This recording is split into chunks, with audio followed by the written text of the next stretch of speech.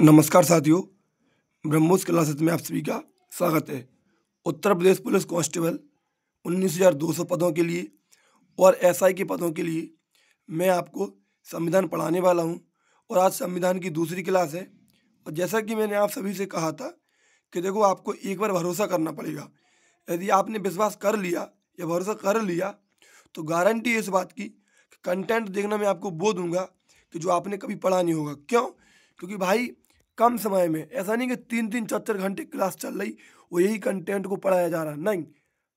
सिर्फ 15-15 20-20 मिनट की क्लासों में मैं आपको पूरा संविधान कवर करा दूंगा, कम से कम क्लासों में।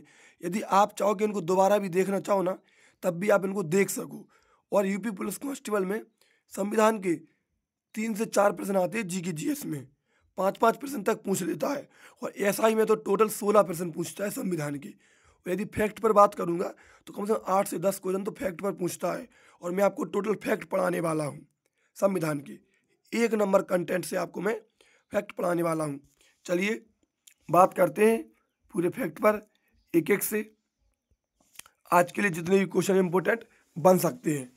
अभी मैंने एक्ट शुरू नहीं किए, अभी मैं मोटे मोटे तौर पर जो इम्पोर्टेंट पॉइंट हैं, कल भी मैंने आपको पढ़ाए थे कि किस देश का संविधान सबसे बड़ा है, किस देश का संविधान सबसे छोटा है, तो सीधे सीधे पॉइंट बन सकते, वो मैंने पढ़ाए थे। आज भी कुछ पॉइंट हैं जो मैं लेकर आया हूँ। चलिए देखिए, अगर तुमसे पूछे, एक सेकंड अपन मार्कर बड़ा कर लेते, ठीक है। देखिए, संघ सूची में कितने विषय हैं, तो ध्यान रखना, संघ सूची में 100 विषय हैं। राज्य सूची की बात करें तो राज्य सूची में 61 विषय हैं। और समवर्ती सूची में कितने विषय हैं, तो समवर्ती सूची में 52 विषय हैं।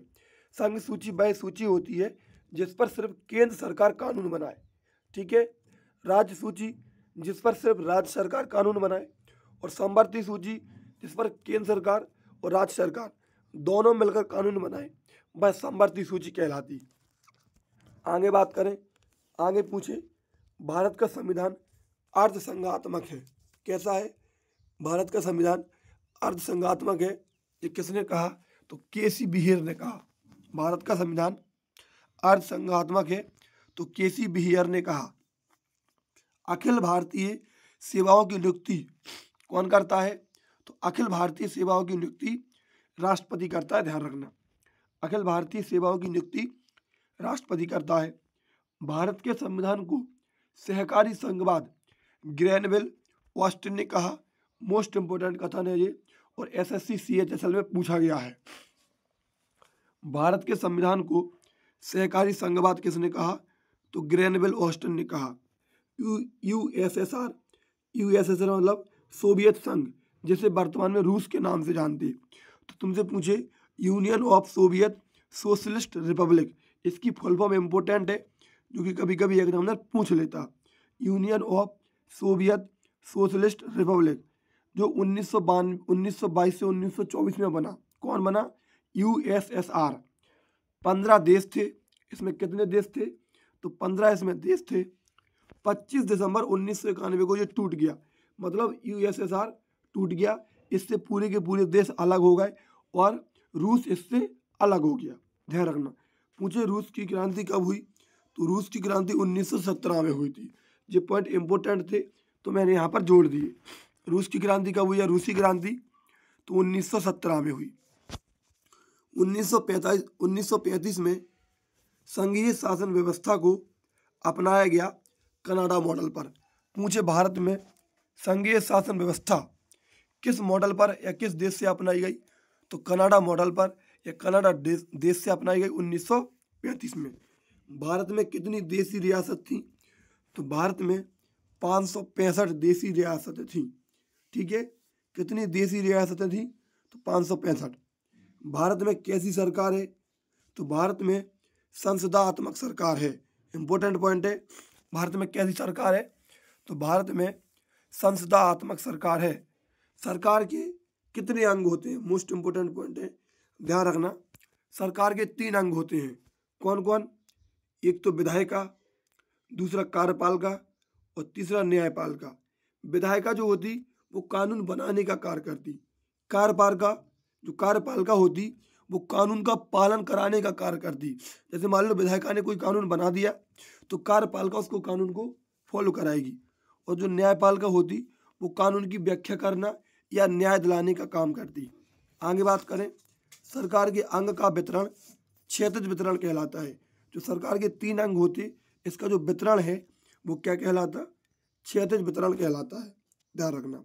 आगे बात करें, राज्य व्यवस्था के कितने अंग होते, तो राज्य व्यवस्था के 4 अंग होते। पूरे फैक्ट हैं और मोस्ट इंपोर्टेंट फैक्ट हैं जो आपको याद करने चाहिए, इतनी आपको नॉलेज होनी चाहिए। यदि आप कोई वनडे एग्जाम की तैयारी कर रहे हैं तो ये पूरी के पूरे आपके लिए पॉइंट इंपोर्टेंट है, ध्यान रखना। संप्रभु का अर्थ क्या होता है, तुमसे पूछे संप्रभु का अर्थ, तो निर्णयों की पूर्ण स्वतंत्रता। जो आपके निर्णय हैं वो आप पूर्ण स्वतंत्रता से ले सको, आप पर किसी का दबाव नहीं रहे।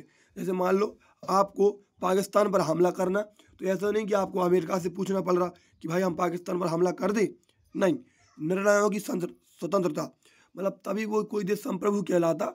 इसलिए भारत देश एक संप्रभु है।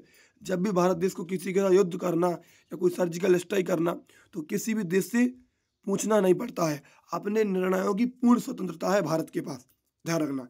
यही संप्रभु का अर्थ होता है। ईस्ट इंडिया कंपनी की स्थापना पूछे, EIC का मतलब ईस्ट इंडिया कंपनी, इसकी स्थापना 1600 ईस्वी में हुई थी, अकबर के शासनकाल में हुई थी।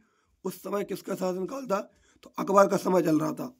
और 1858 के एक्ट से इसकी शक्तियां खत्म कर दी गई, ध्यान रखना। 1858 के अधिनियम से ईस्ट इंडिया कंपनी की शक्तियां को खत्म कर दिया था। आगे बात करें, भारत में अंग्रेजी शासन की शुरुआत प्लासी के युद्ध से हुई।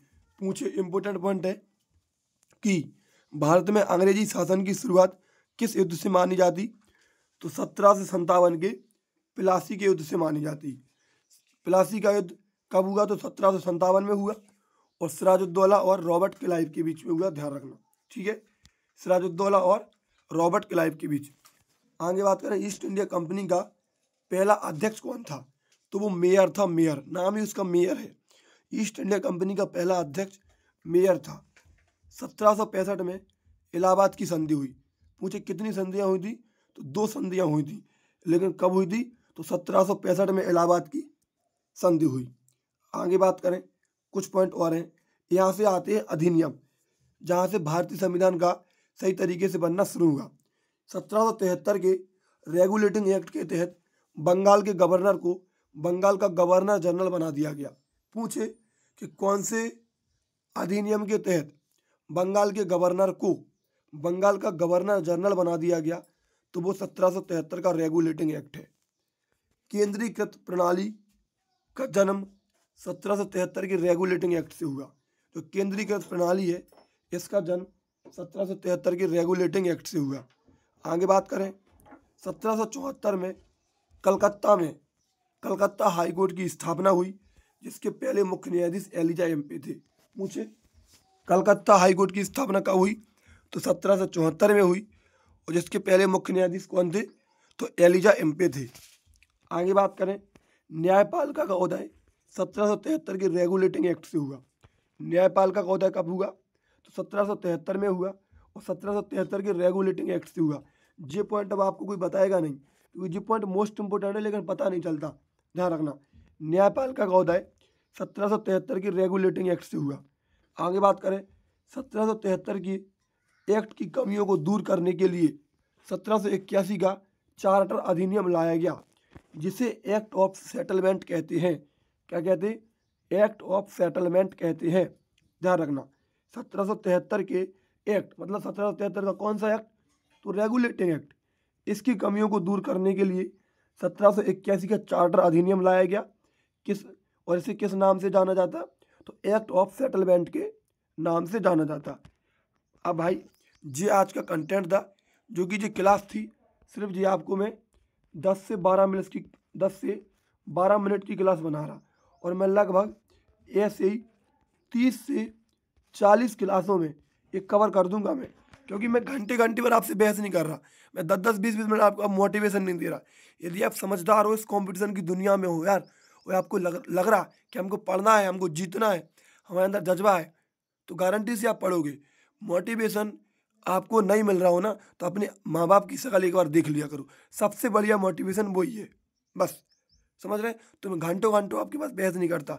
जो कंटेंट है वो मैं आपको प्रोवाइड करवा देता हूँ मोस्ट इम्पोर्टेंट तरीके से, वही मैं आपको रिवीजन करवा दूंगा लास्ट टाइम पर मैराथन बना के। ठीक है, अब आपको वीडियो कैसी लगी तो चैनल जरूर सब्सक्राइब करके जाना और अपने दोस्त तक जरूर शेयर कर देना। मैं आपको पूरा कंटेंट इसी तरीके से कवर करवा दूंगा जो मोस्ट इम्पोर्टेंट है और पढ़ने वाला 2 ही दिन में समझ गया होगा। अभी क्लास नंबर 2 है, जिसकी पहली क्लास छूटी है वो पहली क्लास देख ले और एक एक पॉइंट को नोट करके चले और बार बार इसी पॉइंट को रिवीजन करे। आपको अलग से कोई संविधान नहीं पढ़ना पड़ेगा, यकीन दिला रहा मैं आपको। यूपी पुलिस के लिए तो आपको एक भी क्वेश्चन अलग से नहीं पढ़ना पड़ेगा, पूरा क्वेश्चन यहीं से छप जाएगा। ठीक है, जय हिंद, जय भारत।